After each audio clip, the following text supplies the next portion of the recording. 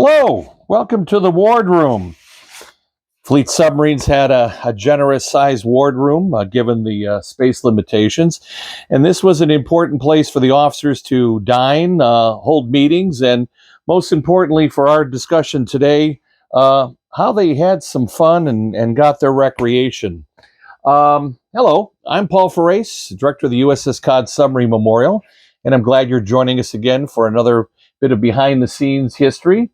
We're going to talk about recreation for officers. Now, the wardrooms were all fitted out, particularly late in the war, with record players. These are the electronic pickups. These weren't gramophones. And, of course, in the era, you had your records, which were generally either 78 RPMs or they were the V discs. They were large, single-sided Bakelite records that could hold an hour-long record recording program. But today, our World War II Navy record player is built just for 78s.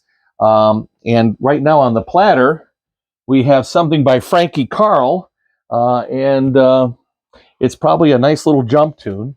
You could play records. The sounds all were piped through the speaker here behind me.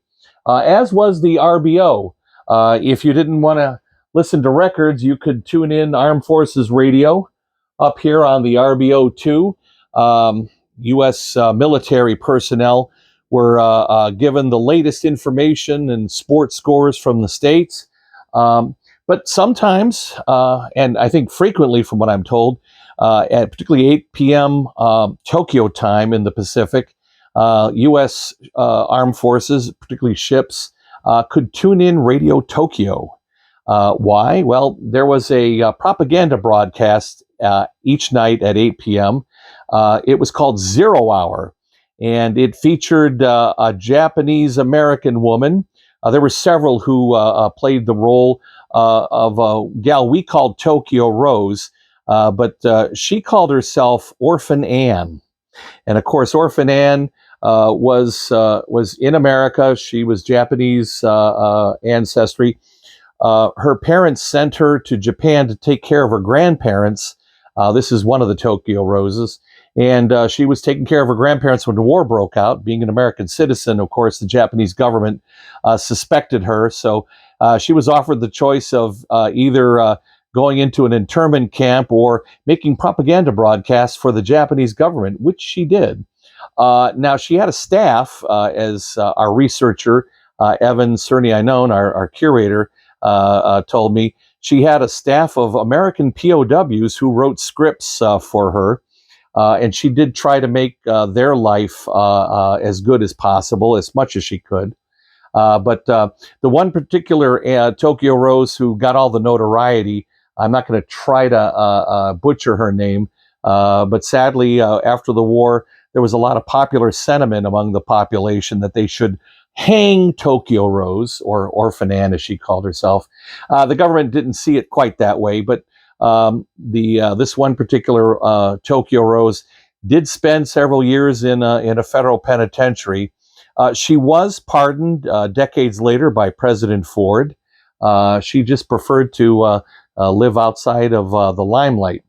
But anyway, we like to show our visitors that life on a submarine wasn't all danger and depth charges, that there could be some fun things to do when you weren't playing cards, either poker or acey-deucey or pinochle or cribbage. By the way, our RBO came to us from a fleet tug that we picked over in the West Lock in Pearl Harbor. Now, when I obtained it, it was a rusty box of old broken tubes. My crew, particularly a fellow by the name of Dick Philpott, was able to completely rebuild it to factory specs, even made a new bubble blister lens for us. And I'm going to demonstrate it today because we like showing off. It's an old tube radio, so that means it's going to take a minute to warm up. But I'm going to try to tune in on the shortwave band, Radio Tokyo, which is still broadcasting today. So I'm going to turn it on. The speaker sound comes out of here. And on the shortwave scale, okay, right in there.